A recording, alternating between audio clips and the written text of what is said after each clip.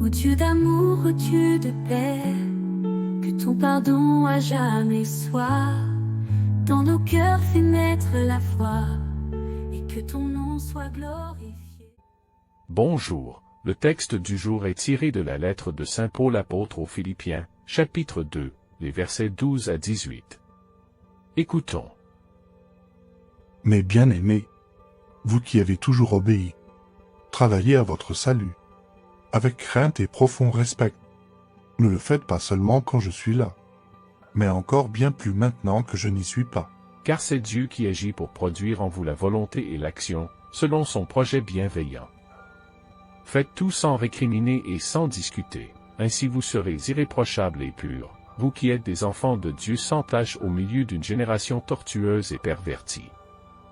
Où vous brillez comme les astres dans l'univers, en tenant ferme la parole de vie. Alors je serai fier de vous quand viendra le jour du Christ, je n'aurai pas couru pour rien ni peiné pour rien. Et si je dois verser mon sang pour l'ajouter au sacrifice que vous offrez à Dieu par votre foi, je m'en réjouis et je partage votre joie à tous. Et vous, de même, réjouissez-vous et partagez ma joie. Parole du Seigneur.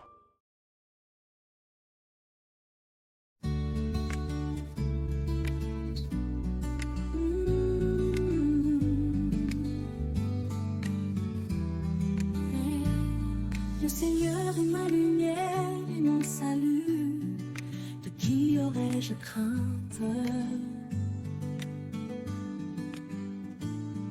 Le Seigneur est le rempart de ma vie, devant qui tremblerais-je?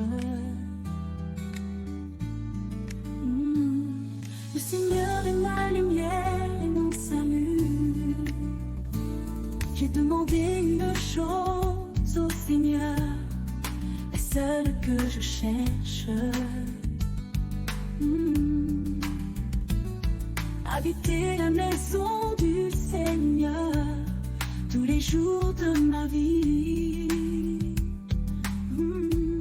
pour admirer le Seigneur dans sa beauté et m'attacher à son temple. L'évangile de ce jour est tiré de Luc, chapitre 14, les versets 25 à 33. Écoutons. En ce temps-là, de grandes foules faisaient route avec Jésus, il se retourna et leur dit, « Si quelqu'un vient à moi sans me préférer à son père, sa mère, sa femme, ses enfants, ses frères et sœurs, et même à sa propre vie, il ne peut pas être mon disciple.